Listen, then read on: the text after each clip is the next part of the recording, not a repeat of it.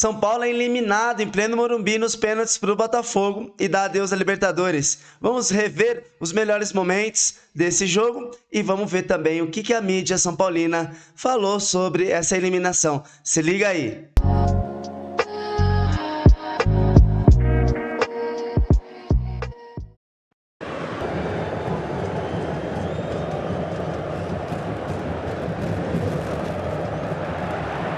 Aí, ó. Gustavo falha ali. O cara manda pra área. O Rafael sai muito mal, na minha opinião. Ele poderia ter dado um soco, né? Já viu o Cássio fazendo isso. O Rogério Ceni, o Zete, né? Dava muito soco na bola. O Ronaldo, do Corinthians também. Né? Um soco já tiraria de todo mundo. Mas aí falhou, tem que fazer. Outra grande oportunidade, essa bola passou perto. Né? No cantinho ali, ó. Quase foi gol. Aí foi o lance do pênalti, se não me engano.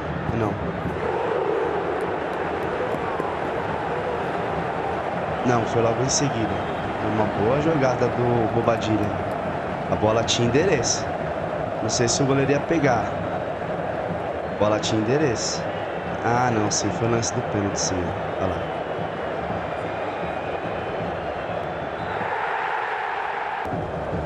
Aí o Lucas vai lá. Manda. Por cima do travessão. Ela chegou a dar uma casquela ali, né? Bateu muito mal. Bateu muito mal. Esse lance aí, mano, é chutar no meio do gol. Dar uma bomba no meio do gol, né? Aí já foi o segundo tempo. Boa jogada do Rato. Caleri perde esse gol incrível, incrível. Ele não estava impedido, não estava. Assistiu o jogo? Meu, que bola que o Caleri perdeu. São Paulo insistiu melhor no segundo tempo, muito melhor no segundo tempo do que no primeiro. Ele faz uma boa defesa aí, ó.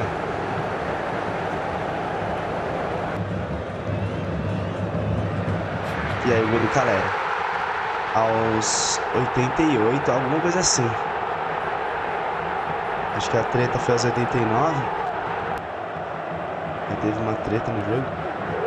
Aí essa foi logo do Rodrigo Nestor. Logo em seguida, o gol. Aí teve uma treta, mas não mostrou a treta aí. Aí começou os pênaltis. Caleri chutou no travessão. E aí o Nestor perde. E esse é o gol que classifica o Botafogo, tá? Esses foram os melhores momentos desse jogaço. Um jogaço. Meus amigos, hoje vai ser osso. Hoje vai ser difícil de fazer esse vídeo aqui. Talvez um dos mais... meus amigos, hoje vai ser osso. Hoje vai ser difícil de fazer esse vídeo aqui. Talvez um dos mais difíceis da história do canal. Mas a gente tem que vir aqui, como a gente fez em vários momentos bons e infelizmente em vários momentos ruins, porque a gente dá a cara a tapa, né? Tem muita gente que dá a cara a tapa quando nas situações boas e nas situações ruins. Então a gente está aqui mais uma vez bem chateado com tudo que aconteceu hoje, mas a gente está aqui porque a gente tem um compromisso com você e não tem nenhum problema de falar de uma eliminação dolorosa como essa. Mas eu queria...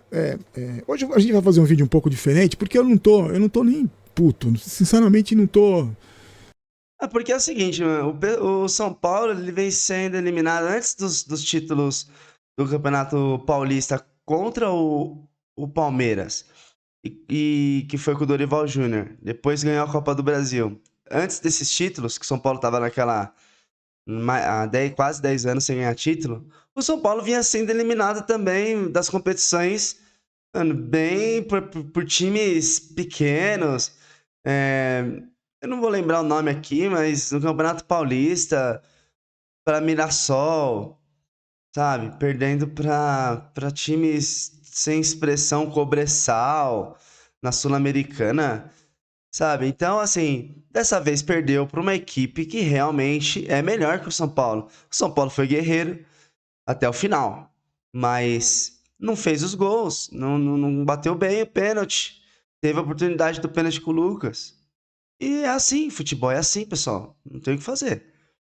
A gente, durante todo o jogo, me passou muita coisa pela cabeça e eu queria muito discutir isso com vocês, conversar com vocês. Antes, já peço para você deixar o seu like, né? Se inscrever no canal, que eu sempre esqueço de pedir. Em Se vídeos inscreve no meu pós-jogos, também. eu sempre esqueço de pedir. Você Você sabe que a nossa maior briga aqui, a minha maior briga como torcedor de São Paulo e como um cara que tem um canal, um jornalista torcedor que tem um canal, eu torço muito pela recuperação do São Paulo gigante que eu aprendi a amar, do São Paulo gigante que eu conheci, né, que eu vi. Tanto em termos administrativos, como de postura, de jogadores, de treinadores, de dirigentes, presidentes. A minha briga sempre foi, principalmente com a molecada que não viu, ou com as pessoas que não viram, que talvez não sejam nem tão moleques assim, mostrar para essas pessoas, insistir com essas pessoas que o São Paulo é gigantesco, que o São Paulo é um clube gigante. É um dos maiores clubes do mundo, né? Por tudo que conquistou, pela história que tem, pela tradição, pelo peso da camisa. Infelizmente, nos últimos anos, o São Paulo foi dilapidado, né, por um bando de incompetente que a gente nunca imaginou, eu pelo menos nunca imaginei, fosse ver no comando do time, vestindo a camisa, jogando, treinando, dirigindo. Infelizmente, a gente foi saqueado, né? O São Paulo foi destruído e paga o preço. Mas hoje, para você ver como o futebol é muito louco, talvez por isso que você esteja aqui comigo, por isso que a gente tem essa paixão por esse esporte. Num esporte como o futebol, a gente ainda consegue resgatar um pouco dessa tradição numa competição importante como a Libertadores. O São Paulo, nos 2 jogos, nos 2 primeiros tempos, o São Paulo foi destruído pelo Botafogo. O São Paulo foi amassado, espancado, como poucas vezes eu vi um clube de futebol ser espancado numa quartas de final de... Foi, mano. São Paulo foi espancado. Eu fiquei assustado. Com o volume de jogo do Botafogo no primeiro jogo da ida, ia ser uma goleada histórica. O São Paulo não conseguia. E nesse primeiro tempo, o São Paulo estava igual. Mas pelo ambiente do jogo, pela torcida, o São Paulo conseguia ter um pouco mais de saída, sim, no primeiro tempo. Mas, assim, mesmo assim, você via a qualidade dos jogadores do Botafogo. Sempre assim, o cara esticava uma bola na lateral e ele já imediatamente tocava no meio. E no meio sempre tem alguém passando do Botafogo. Era assim, o zagueiro mandava pro lateral, o lateral esticava pro ponta, o ponta mandava pro meio. E aí, 2 meios de campo do Botafogo já estavam ali no centro para receber esse toque que ia vir de primeira. Era evidente. Toda vez o Botafogo conseguia sair rápido dessa forma. E nessa, o outro ponto lá do lado direito, do lado esquerdo, já saía correndo. E foi assim, mano. Agora, eu quero passar pro Piperno dizendo uma coisa também. Para mim, hoje fez falta no São Paulo um goleiro decisivo. O Rafael é um goleiro ruim? Não é um goleiro ruim. Mas você vê um goleiro grande quando ele surge num grande jogo como esse, né? Jogo eliminatório. O primeiro gol, para mim, foi ridículo. Na verdade, o único. O gol do Botafogo foi ridículo, na minha opinião. A bola vai devagar na área, ele sai, dá um tapinha na cabeça do Almada, sai de soco, encaixa a bola. Daria para fazer tudo ali, menos aquilo. E nos pênaltis ele não foi nenhuma bola. Nenhuma bola ele foi no canto certo. Então, eu acho que pode ter feito a diferença sim. Um goleiro também decisivo hoje. Mas foram muitos erros do São Paulo e aí o Botafogo na semifinal. O São Paulo errou bastante, né? E pecou. Então, foi desclassificado, mas não deixou de lutar. Não foi um time que não deixou de lutar. Isso que a torcida vai reconhecer. Brigou até o final. Tem as suas limitações? Tem. Mas não deixou de brigar, não deixou de competir, não se acovardou no Morumbi, né? Pelo menos no segundo tempo ali. Tentou de todas as formas, né? Respeitando as suas limitações. E perdeu porque não teve capacidade de defender nenhum pênalti e perdeu os seus. O Rafael é um goleiro que vem atuado de forma bastante irregular de algum tempo para cá, especialmente de 1 mês e pouco, 2 meses para cá. Pergunta, dá para dar esse pênalti ou você acha um absurdo? Porque eu sei que você tem a teoria de que só há pênalti quando é intencional. Para mim é absurdo total. Esse é o tipo do lance que, se é no campeonato inglês, eles nem olham, não levam nem em consideração. O rapaz sobe, ele tem um impulso, é verdade, ele movimenta o braço para subir, não dá para subir assim. O antinatural que eles falam, né, o movimento antinatural, não tem nada mais antinatural do que o cara subir com o braço assim, com a mão para trás. Aí é um cabeceio, a bola esbarra no braço dele. Você citou bem, tá de costas. Pô. Como é que o cara pode ter a intenção de fazer um pênalti de costas? Então, mais um pênalti absurdo, mas que aqui na América do Sul eles consideram a hipótese de dar, mas não vi nada de pênalti e felizmente o Lucas ter perdido, porque eu gosto muito do Lucas, eu acho um cara, no segundo tempo ele mostrou moral, foi pro jogo, foi um dos melhores jogadores de São Paulo no segundo tempo, cresceu bastante, mas felizmente não mexeu na competição num erro grave de arbitragem, no meu modo de entender. Nesse caso ele estava de costas, né, Bruno? Eu não marcaria também. Acho que até você pode analisar a questão do braço, se foi um movimento antinatural ou não. Acho que não. Acho que ali foi uma coisa bem acidental. Ele sobe. Não acho que ele usou o movimento do braço para tentar tirar vantagem. Eu não daria, não. E realmente foi... Os jogadores de São Paulo estranharam. Acho que até um dos repórteres falou na TV que o Alan Franco perguntou, o Bastos perguntou, acho que para o Alan Franco, o que aconteceu? O Alan Franco falou, não sei. Quando estava conferindo no VAR, né? Então, realmente, quase ninguém viu aquilo ali. Eu não marcaria, não. Eu não daria o pênalti. Acho que ali ele foi uma coisa mais acidental. Não acho que ele tentou tirar vantagem da posição dele, não. Piperno, eu tô falando dessa situação também do Lucas Moura, né? O Lucas teve essa situação do pênalti hoje. Claro, é um jogador que chama a responsabilidade, é um jogador que desde que chegou ao São Paulo não fugiu da responsabilidade, foi muito decisivo naquele título de Copa do Brasil, que o São Paulo estava num jejum aí de um grande título desde 2008, porque eu não considero Sul-Americana grande título. Então, depois do Brasileiro de 2008, essa Copa do Brasil foi o primeiro, aquele que tira um jejum, na minha opinião. Só que o Lucas teve aquela cabeçada na pequena área contra o Atlético Mineiro. Hoje, esse pênalti perdido, pode ser que o Lucas passe a sofrer uma pressão ou não? Normal do jogo e segue sendo aí o principal jogador do São Paulo. Normal do jogo e ele vai continuar ídolo de São Paulo. Essas coisas acontecem com qualquer atacante.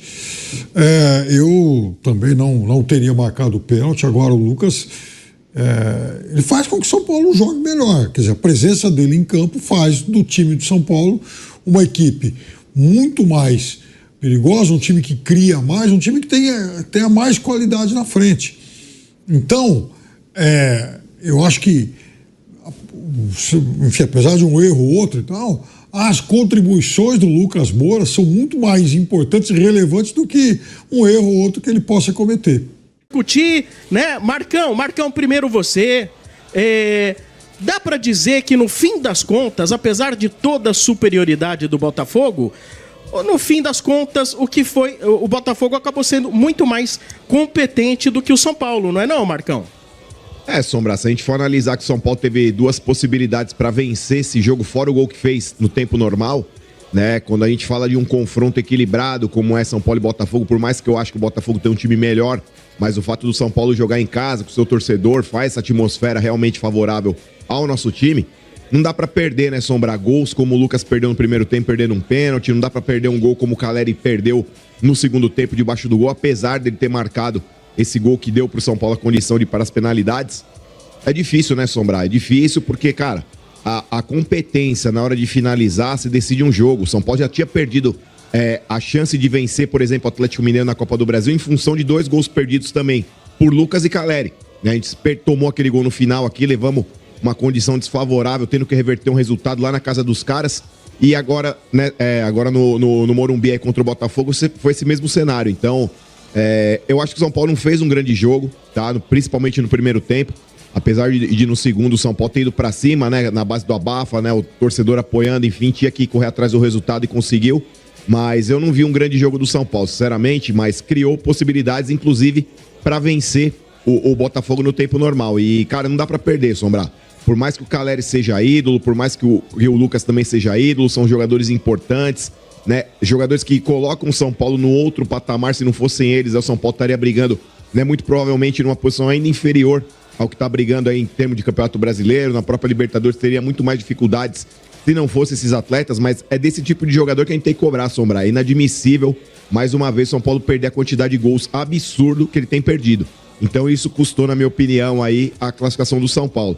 Aí vai pros pênaltis aquele negócio, né, Sombra? Infelizmente, o Caleri, que fez o gol no tempo normal, acabou perdendo, chutando a bola na trave. Os outros jogadores do São Paulo que bateram aí conseguiram converter, né? O Vitinho do Botafogo também perdeu o seu pênalti, o que deu pro São Paulo a chance de ir pras cobranças alternadas. E aí, na hora de ir pras cobranças alternadas, quem bateu foi o Rodrigo Nestor, herói da Copa do Brasil, aí na conquista do ano passado, marcando o gol de empate que deu pro São Paulo o título da Copa do Brasil, inédito até então, né? E acabou batendo muito mal. O John fez a defesa e aí na sequência aí o Matheus Martins fez o gol que deu a classificação pro Botafogo. A gente lamenta, né, Sombra, pelo torcedor que tava aí no Morumbi, que gastou um dinheiro absurdo para poder estar aí hoje, né? A gente sabe que os ingressos aí tem essa volatilidade, tem realmente ali o lance da procura, né? Então a demanda, quando é muito alta, aumenta também o preço do ingresso, tanto que o São Paulo teve 7 milhões de renda hoje, cara, um negócio absurdo em termos de faturamento de bilheteria. Mas a gente lamenta pela gente, lamenta pelo torcedor que tá aí, a expectativa que tinha de realmente chegar numa semifinal novamente de Copa Libertadores. É recolher os cacos, Sombra, não tem jeito. Tem um clássico domingo aí pelo Campeonato Brasileiro contra o Corinthians, um arquirrival.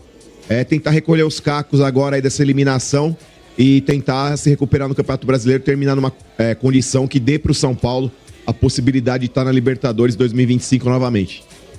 É isso aí, não tem muito o que dizer. O São Paulo, ele foi incompetente nas suas cobranças de pênalti, nas oportunidades de gol, tanto com o Lucas no primeiro tempo no pênalti, quanto o Caleri também errou um gol embaixo da trave ali, mas fez o gol de cabeça que levou o São Paulo para a decisão dos pênaltis. E aí o Rafael também errou no gol, na minha opinião, errou nos pênaltis, não foi nenhuma bola, nenhum, quase, não teve nada de defesa do Rafael em pênaltis. Então, o São Paulo sai da Libertadores não humilhado, mas com a sensação de que poderia ter dado mais. Mas o futebol é assim, quem erra menos passa. E o Botafogo foi o time que errou menos. Então, vou ficando por aqui, não vai embora ainda, vão aparecer outros vídeos para vocês ficarem mais um pouquinho comigo. Valeu para você que ficou até aqui, então fui!